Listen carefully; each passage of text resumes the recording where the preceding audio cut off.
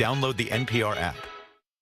KPBS serves the people of San Diego and the Imperial Valley with television, radio, digital media, and trusted news and information.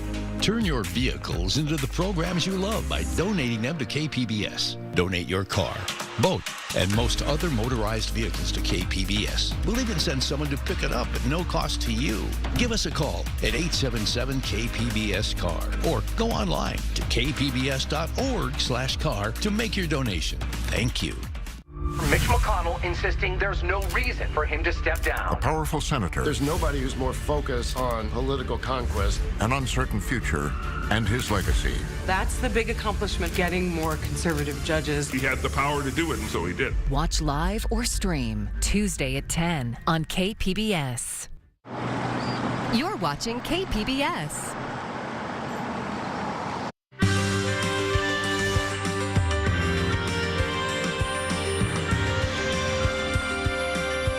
Major funding for KPBS Evening Edition has been made possible in part by Bill Howe Family of Companies, providing San Diego with plumbing, heating and air, restoration, flood and remodeling services for over 40 years. Call 1-800-BILL-HOWE or visit billhowe.com. And by the Conrad Prebys Foundation, Darlene Marco Shiley, and by the following.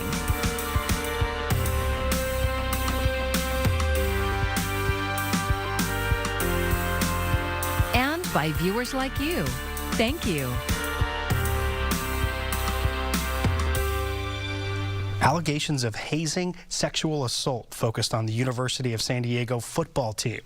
Thanks for joining us. I'm Matt Hoffman in for Maya Trabulsi. The Toreros freshman quarterback has filed a lawsuit against USD, saying that hazing caused him to leave the school. KPBS education reporter MG Perez went to campus for reaction from students and comment from players facing the allegations. Yeah, I have no comment, sorry. The Toreros weren't talking this afternoon as they showed up for football practice here at their home stadium on the campus of the University of San Diego. You're on the football team? No, I'm not. It says football on your jersey there. What do you have to say about the allegations? In less than 24 hours, the stadium will be filled with fans for the USD homecoming game against Morehead State. But the excitement has been tempered by allegations of hazing and sexual assault involving the team.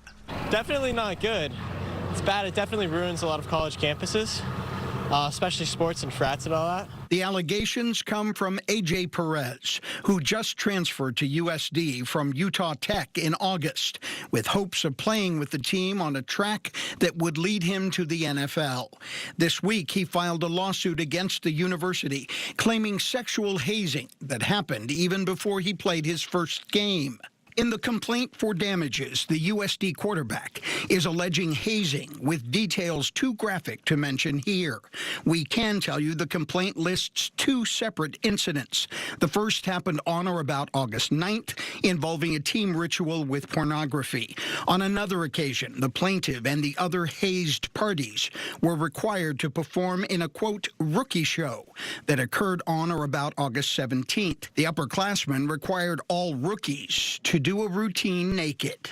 The university is aware of the lawsuit. According to USD, there is an internal investigation currently underway, but it's incomplete.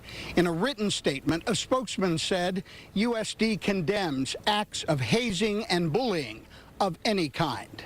In a message to the USD community, President James T. Harris said, in part, as a contemporary Catholic university, we hold our athletes to a high degree of conduct and character on and off the field of play.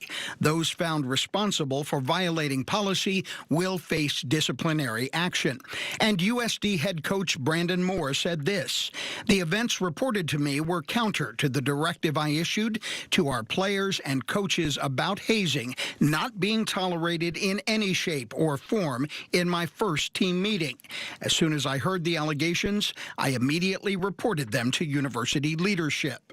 That triggered the temporary suspension of all USD football activities in August. The football season is back on, but quarterback Perez left school and returned home to Huntington Beach, pending the outcome of his legal case. I haven't really heard about anything like this before, but I kind of dealt with hazing in high school a little bit, but it's just an unfortunate situation. I know everybody's kind of bummed out about it. The football team is prepared to play, but they are not prepared to talk about that or anything else. Yeah, but we aren't able to comment. No comment? No comment, sorry. Are you disappointed? No comment, sorry. MG Perez, KPBS News. We have a lot of change to talk about here in Southern California through the weekend. Wind picks up. Temperatures are going to be really modified by the shift in the wind.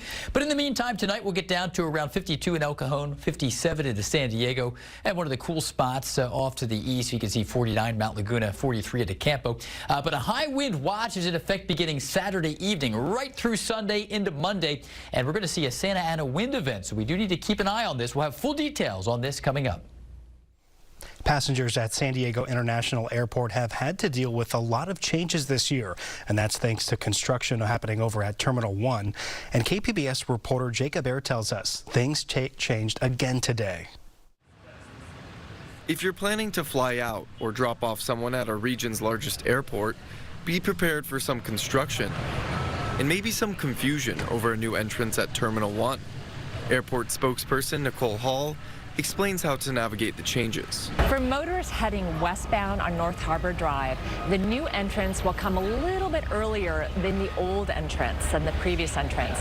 So we encourage people to look for directional signs, stay in your right lane, and be prepared to take that new entrance. Hall says the new roadway is a long-term solution.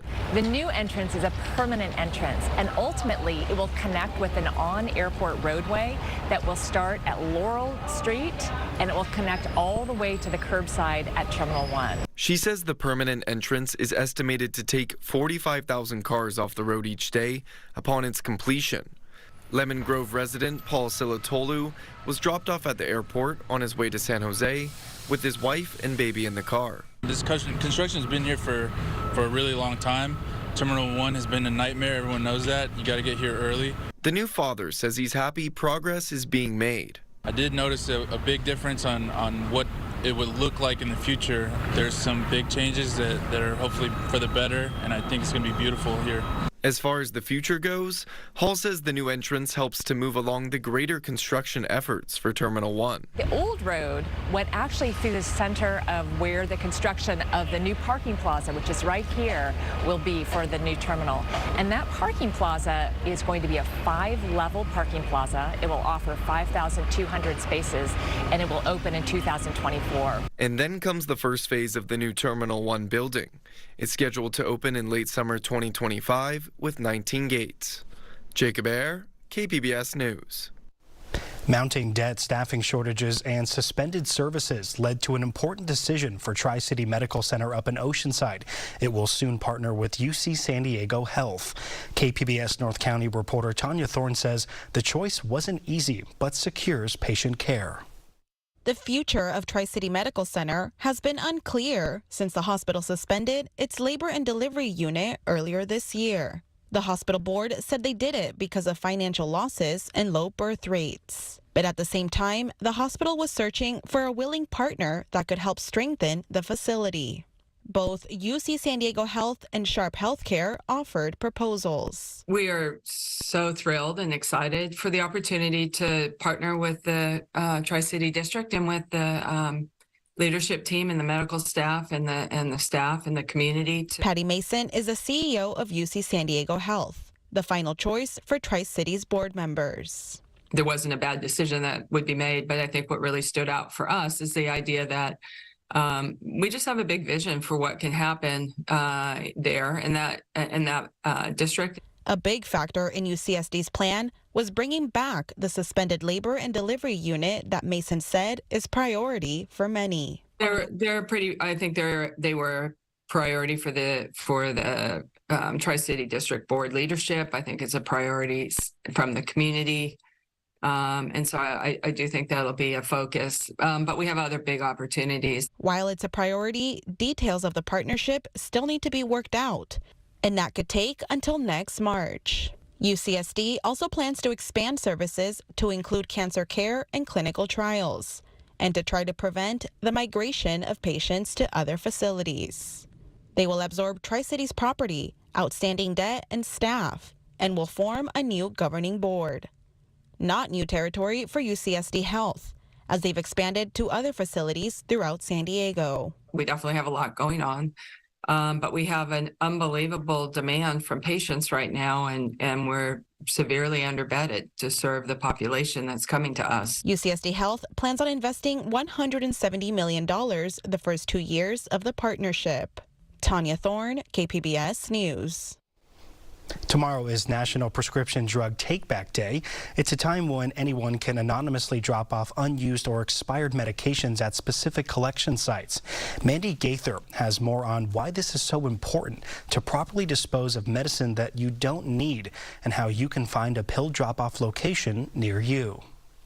It's a public health crisis. The drug overdose epidemic in the U.S. led to more than 112,000 deaths being reported in a 12-month period ending in May, according to the latest estimates from the CDC. And the numbers keep rising. Narcotics, opiates, obviously, are an obvious problem for people. And unused prescription drugs that are thrown in the trash can be retrieved, abused, or illegally sold. One reason it's critical to properly dispose of them, and that's not all. If there's stuff in your medicine cabinet, your teenage kids or other people can get into it, or other people that are having, maybe a mental health emergency and they decide to take everything in the cabinet, which I've seen a lot of as an emergency physician. Stephen Maher with Mayo Clinic says flushing pills is also common, but it can have devastating environmental effects. That can actually cause problems going through the, sewage treatment plant and can actually get into the groundwater, into the soil.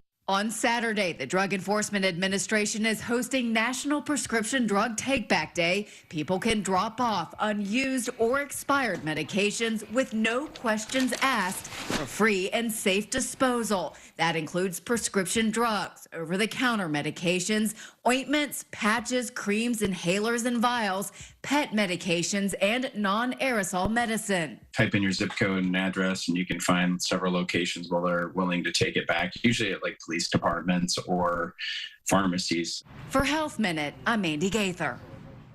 The San Diego County Sheriff's Department is participating in Prescription Drug Takeback Day tomorrow. You can drop off any unwanted medications from 10 a.m. to 2 p.m., and that will be at patrol stations at Alpine, Imperial Beach, San Marcos, and Poway. Or you can find another pill drop-off location near you. Just go to dea.gov/takebackday. Longtime San Diego artist Robert Irwin died Wednesday. He was 95.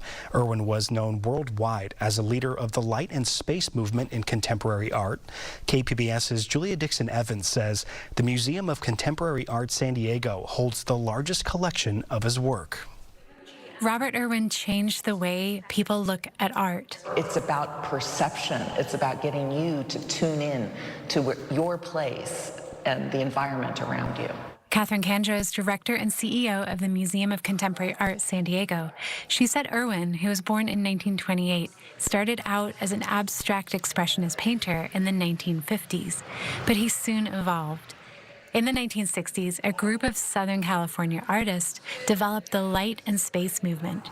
They worked with light, whether with actual light bulbs, ambient light, shadows, or the perception of light. Take Robert Irwin's discs, for example, on view at MCASD.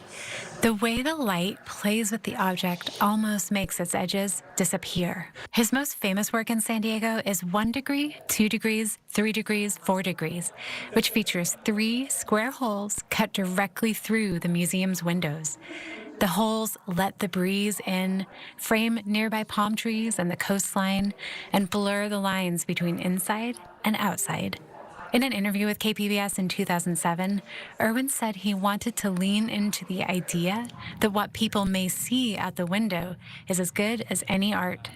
Well, actually, when I stopped being a studio artist, I was very interested in the idea of dealing with spaces, but I didn't want to objectify them. I didn't want things in them. I wanted you to deal with the quality of the space itself. other Irwin works refract light and blend into the wall, or draw your gaze to the beauty of the landscape. More of Irwin's work is on view at the nearby Quint Gallery in La Jolla. Some pieces use actual fluorescent light tubes that transform and captivate when lit up. Others remain intentionally unlit. Mark Quint, the gallery owner, said Irwin had a hero personality to him. I think Bob, as a lot of people do, probably as a philosopher's artist. There are artists.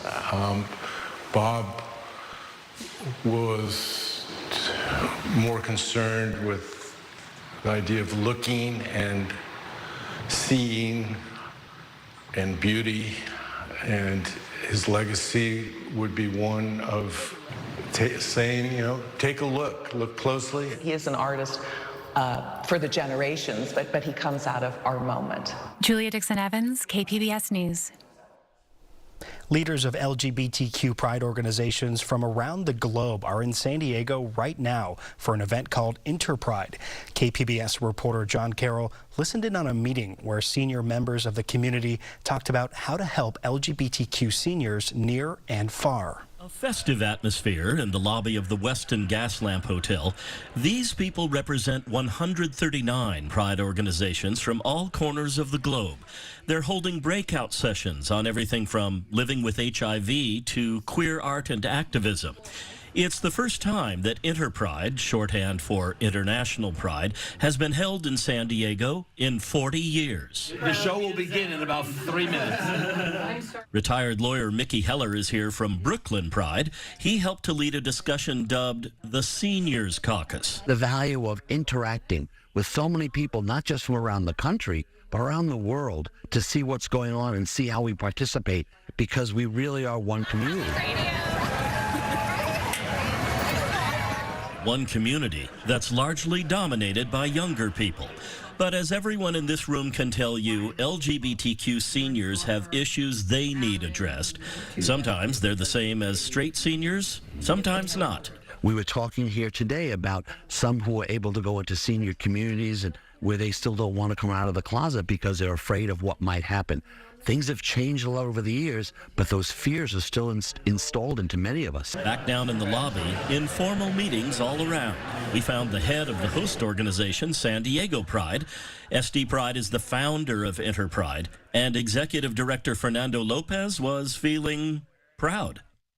I know that folks can think, oh, you put on a parade and a party once a year, but we really do year-round education and advocacy work and 100 events a year, so this couldn't be more perfect. Lopez says the work InterPride does is particularly important as LGBTQ people and organizations face increasing threats in this country and around the world. It takes an international network of resolve and commitment that we are going to be relentless in fighting this new onslaught of attacks that's happening across the globe. The work and the social gatherings continue through Sunday. Then these 381 delegates from around the U.S. and 31 other countries will head home with new ideas and new energy to continue the struggle for rights and equality for the LGBTQ community. John Carroll, KPBS News. Those who have a ballot for the November 7th special election in San Diego County can vote in person starting tomorrow. The county will open 12 voting centers, and they'll be available daily from 8 a.m. to 5 p.m., and that's through November 6th. For information on the various ballots and the issues, check out the KPBS Voter Hub over at kpbs.org. And be sure to listen to today's episode of Roundtable, where we discuss all the issues on the ballot. It's a busy soccer weekend with the U.S. women playing in San Diego and the start of the MLS playoffs. SDSU's Miro Copa gives us his take on the launch of San Diego's new Major League Soccer team in the Friday Business Report. Logos and names are very emotional, and they're hard, and that's the hardest thing in marketing. Football club is an important choice because that is the way internationally soccer teams are noted. They're football clubs. Here, fans, 85-15 wanted San Diego FC. So that's number one. And they represented the 18 communities of San Diego County in the ball in the center of the shield that talks about soccer, but also kind of interweaves that this community exists. So that's pretty cool, a little subtle, and not exciting, but very, very powerful story. And, to put it into context, Phil Knight, when he launched Nike, he didn't like the Nike name. He didn't like the swoosh. He called it a fat check mark. And today, we cannot disassociate the swoosh or the name with that brand, right? So people have to live with the brand for a little bit to decide whether they like it or not.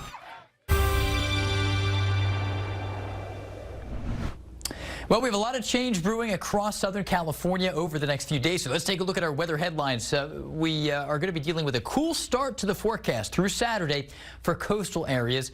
And then we turn warmer deep into the forecast time frame into early next week. Now, I say for coastal areas because it's a little bit different for some of those inland deserts.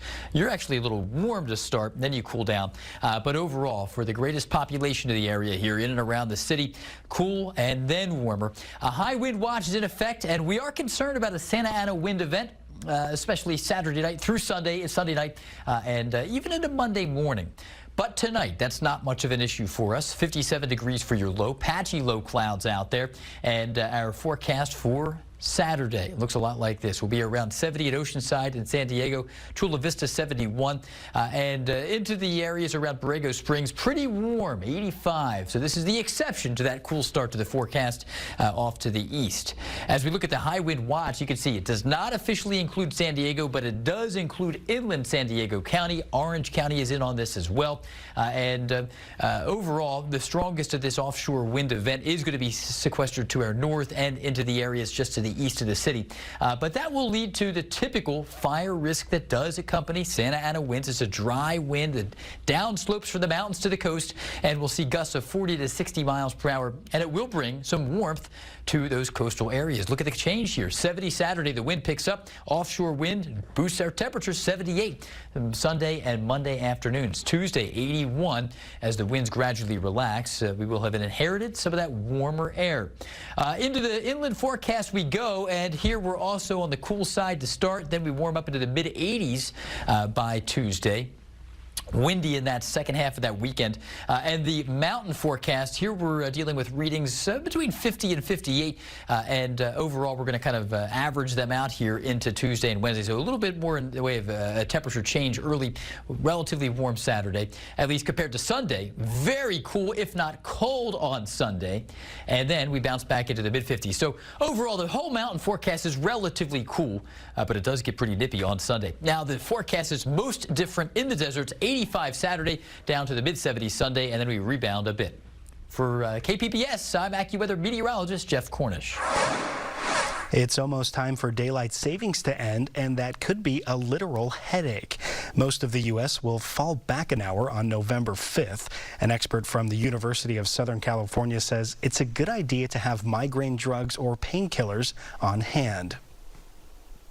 Tomorrow, the La Jolla Historical Society is hosting Vamping with Vampires. It's a film program that complements its current exhibit celebrating the iconic unicorn cinema from the 60s and 70s. KPBS arts reporter Beth Accomando has this look back on the beloved venue that closed in 1982.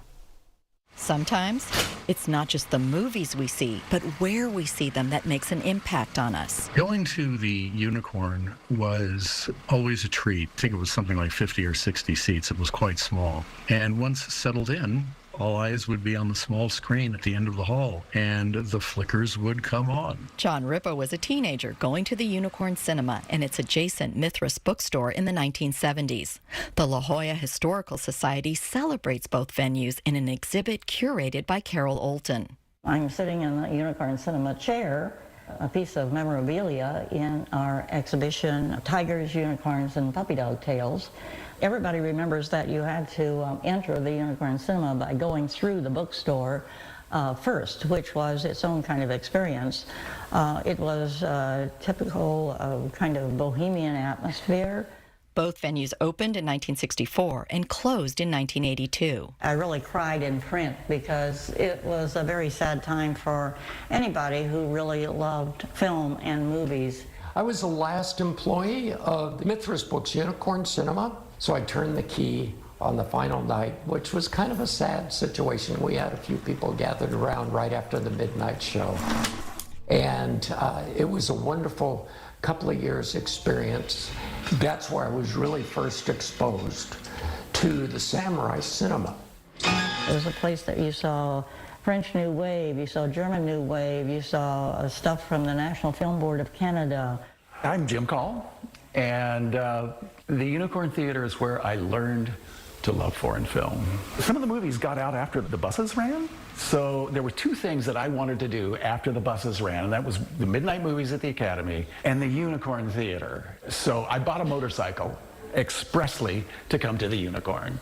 I'm Jackie Estrada. The thing I remember that just pops in my head when you say Unicorn Cinema was seeing Busby Berkeley movies and coming out of the theater and just doing kicks as we were walking to our car and dancing like we were in a Busby Berkeley movie.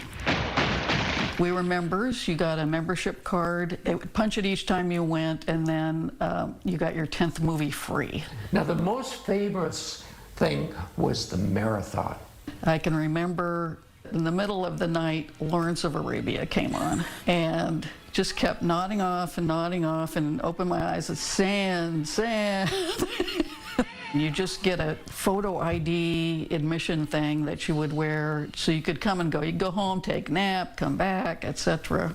Well, I'm Benjamin Darling. I'm the son of Harold Darling, the founder of the Unicorn Cinema. You know, the Unicorn was my babysitter because if my parents were busy, they would stick me in Yojimbo or Shoot the Piano Player. His stepmother, Sandra, designed the cinema's brochures that now cover the exhibit walls. The Unicorn Cinema had these really amazing brochures and programs. They became quite collector's items, and I picked out a number of these because they're all round. Why a circle? Like, that's a crazy thing to do.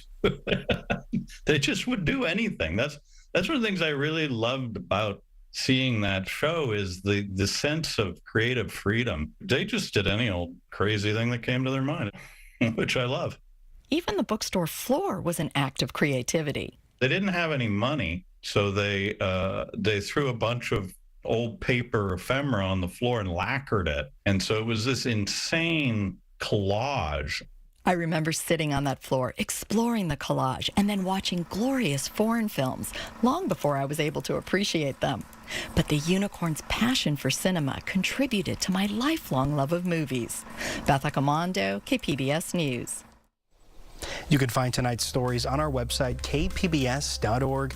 Thanks so much for joining us. I'm Matt Hoffman. Have a great weekend. Major funding for KPBS Evening Edition has been made possible in part by Bill Howe Family of Companies, providing San Diego with plumbing, heating and air, restoration, flood and remodeling services for over 40 years. Call 1-800-BILL-HOWE or visit billhowe.com. And by the Conrad Prebys Foundation, Darlene Marco Shiley. And by the following: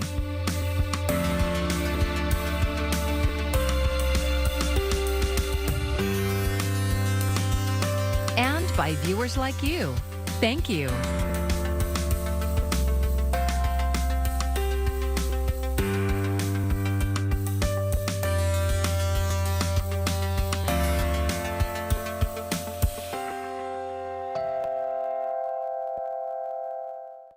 Tonight at 8, news analysis from the Capitol on Washington Week with The Atlantic. Then key stories from the region with the KPBS News team. And later, Louisa juggles responsibilities as her and Martin move in together. That's tonight on KPBS. I have memories of my real family. Can you tell me the truth? The government